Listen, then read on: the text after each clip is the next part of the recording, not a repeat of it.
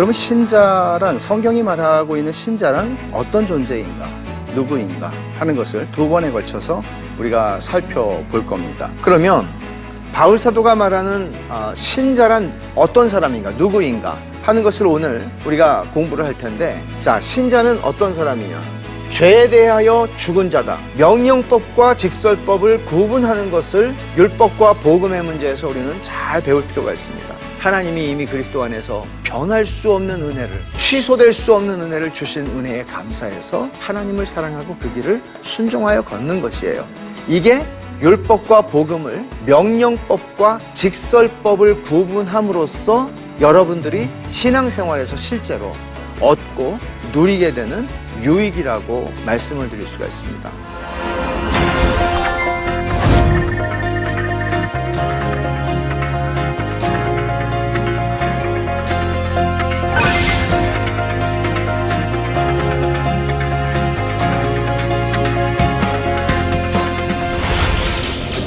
예, 안녕하세요.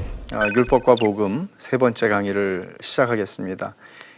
지난주에 우리가 살펴본 것은 율법과 복음이라는 관점에서 그러면 신자가 누군지를 이해하는 것, 이것은 굉장히 율법과 복음을 이해하는 데 중요한 열쇠라고 할 수 있죠. 신자는 누구냐? 그러면 신자는 로마서 6장 2절에 죄에 대하여 죽은 사람이다. 그것은 죄를 짓지 않는다는 말도 아니고, 이것은 신자에게 죄를 짓지 말라고 하는 명령도 아니고, 또 신자는 신자의 체험에 대해서 하는 말도 아니었습니다. 이것은 복음이 우리에게 가르쳐주는, 복음 안에서 우리 예수 믿는 사람에게 일어난 일이 무엇인지, 그건 죄에 대하여 죽은 일이 일어났다, 그런 이야기다. 그러니까 조금 더 우리가 나아가 보죠. 지난주에 살펴본 게 로마서 6장 1절과 2절이라면 이제 3절 이하에 있는 말씀들을 가지고 우리가 살펴볼 텐데, 신자란 누구입니까? 라고 한다면, 신자는 여기 이 본문에서 우리가 설명을 듣는 것은, 신자는 그리스도와 연합한 사람입니다. 조금 독특한 말입니다. 그리스도와의 연합, Union with Christ라고 하는 말입니다. 이게 어떤 의미일까요? 한 국가와 또 다른 국가가 연합이 되었다. 그럼 한 나라가 되었다는 뜻이겠죠. 그래서 사람과 사람이 연합이 되었다, 안 쓰는 말입니다, 보통. 그런데 성경은 이런 말을 쓰고 있습니다. 신자는 그리스도와 연합한 사람이다 하는 것이죠. 어떤 의미일까요? 자, 로마서 6장 3절 이하부터 쭉 우리가 한번 살펴보면, 무릇 그리스도 예수와 뭐라 그랬어요? 합하여 세례를 받은 우리는 그의 죽으심과 합하여. 세례를 받은 줄을 알지 못하느냐? 그러므로 우리가 그의 죽으심과 합하여 세례를 받음으로 그와 함께 장사되었나니, 이는 아버지의 영광으로 말미암아 그리스도를 죽은 자 가운데서 살리심과 같이 우리로 또한 새 생명 가운데서 행하게 하려 함이라. 만일 우리가 그의 죽으심과 같은 모양으로 연합한 자가 되었으면 또한 그의 부활과 같은 모양으로 연합한 자도 되리라. 우리가 알거니와 우리의 옛사람이 예수와 함께 십자가에 못 박힌 것은 죄의 몸이 죽어 다시는 우리가 죄에게 종노릇하지 아니하려 함이라. 제가 여기다가 표시를 해놓은 말들을 한번 보세요. 합하여.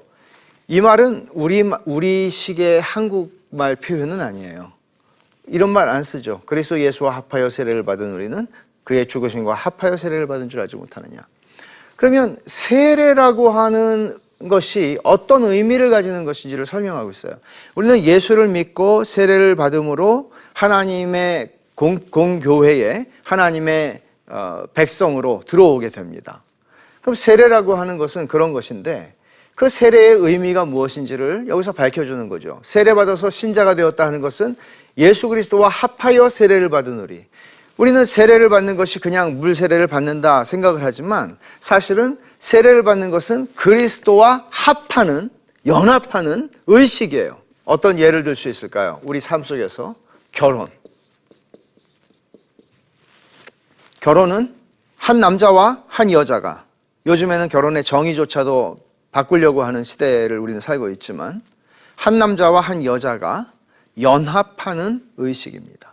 성경은 분명하게 결혼에 대해서 얘기하죠. 두 사람이 합하여 뭐가 된다고요? 한 몸이 된다고. 한 몸이 된다고. 그러면 성경에서 우리가 그리스도와 합하여 한 몸이 된 신자, 우리는 이게 누구예요?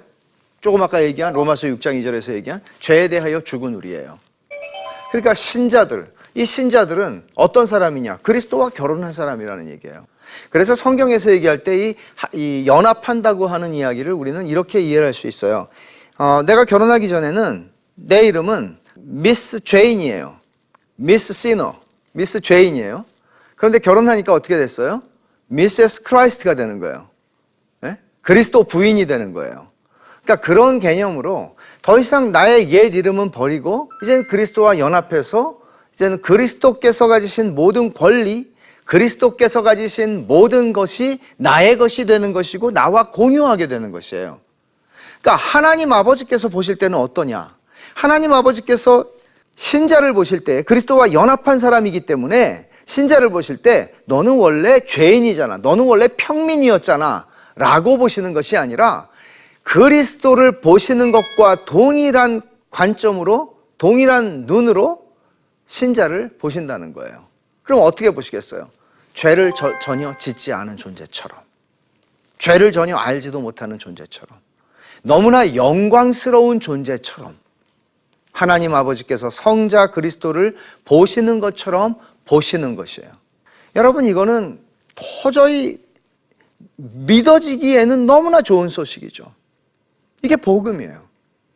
여기에 성경이 그리스도 예수와 합하여 세례를 받았다, 그의 죽으심과 합하여 세례를 받았다, 그의 죽으심과 합하여 세례를 받음으로 그와 함께 장사되었다, 죽음을 확정하는 거죠. 여기서 끝나지 않아요. 그의 부활과 같은 모양으로 연합한 자가 된다. 그리스도의 죽으심과 부활 속에서 우리들도 여전히 그리스도와 함께 죽은 사람이고 그리스도와 함께 부활한 사람으로 하나님께서는 보신다는 거예요. 이거는 상당히 많은 설명이 필요한 부분인데, 정리하면 그리스도와 연합한다는 것은 그리스도에게 일어난 일이, 어떤 일이 일어난 거예요? 그리스도께서 죽으셨어요. 율법의 형벌과 율법의 저주를 받고 하나님의 진노를 받아 죽으셨어요. 그 진노와 율법의 형벌과 저주가 누구를 향한 것이냐? 죄인을 향한 것이죠. 죄인. 누구예요? 나예요. 그것을 그리스도께서 하셨고 그리스도에게 그 일이 일어났어요. 십자가에 죽은 건 그리스도지 내가 아니에요. 그런데 그것이 신자에게 일어난 일이라는 것, 이게 그리스도와 연합했다 하는 말의 의미입니다. 그러면 그리스도와 연합한 자를 정리하면 그리스도의 죽으심과 연합한 것이다. 그리스도의 죽으심은, 십자가에서의 죽으심은 적어도 2000년 전에 팔레스타인의 언덕에서 십자가에서 죽으신 그리스도, 그런데 그때 나도 거기서 죽었다라는 얘기를 하는 겁니다. 이게 언뜻 들으면, 아니 나는 살지도 않았고 나는 2000년 후에나, 그것도 팔레스타인도 아니고 이 한국이라고 하는 한반도에서 태어난 사람인데 어떻게 내가 2000년엔 죽을 수 있냐고, 나중에 제가 좀 더 설명을 드릴게요. 그리스도와 함께 죽었다는 말은 갈라디아서 2장 20절의 바울 사도의 고백을 통해서도 이렇게 드러나죠. 내가 그리스도와 함께 십자가에 못 박혔다. 그런즉 이제는 내가 사는 것이 아니오 오직 내 안에 그리스도께서 사시는 것이라. 내가 육체 가운데 사는 것은 나를 사랑하사 나를 위하여 자기 자신을 버리신 하나님의 아들을 믿는 믿음 안에서 사는 것이라. 이제는 내가 사는 게 아니고 그리스도가 사는 것이다. 그럼 바울 사도의 이 고백이, 저는 옛날에 들을 때는 이거는 저거는 바울 사도 정도 되는 어떤 고도의 신앙의 경지에 이르렀을 때 고백할 수 있는 굉장한 사람들의 얘기구나. 근데 신학 공부를 하고 말씀을 가르치고 하나님 말씀을 쭉 보면서 이거는 그런 게 아니라 이거는 베이비, 어린아이 같은 신자, 막 예수님을 믿은 사람이라 할지라도 고백할 수 있는, 복음을 깨달은 사람이 고백할 수 있는 보편적인 고백이구나 하는 것을 알게 된 것이에요. 그런 의미로 쓴 것이에요. 그리스도와 함께 십자가에 못 박혔다. 그리스도와 함께 십자가에 못 박히지 않은 사람은 불신자입니다. 신자는 그리스도와 함께 다 십자가에 못 박힌 사람이에요. 그래서 이 고백을 할 수 있게 되는 거죠. 신자가 그리스도와 연합한 자라는 것은 아까 우리가 로마서 6장에서 본 것처럼 그리스도의 부활하고도 관련이 있는 것이에요. 그러니까 그리스도의 십자가에 죽으실 때 나도 십자가에서 죽었습니다라는 고백은 거기서 끝나지 않죠. 그렇게 죽은 사람은 그리스도가 부활하셨을 때 그도 부활한 사람이다. 그리스도의 부활, 그리스도와 같이 부활했다 라고 로마서에서 가르쳐주고 있는 것이에요. 특별히 에베소 2장 4절에서 6절 말씀을 보면 여기는 더 놀라운 얘기가 있죠.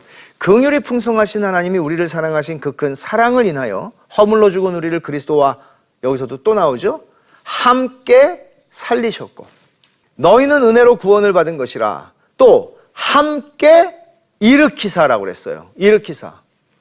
뭐예요? 부활을 얘기하고 있는 거죠.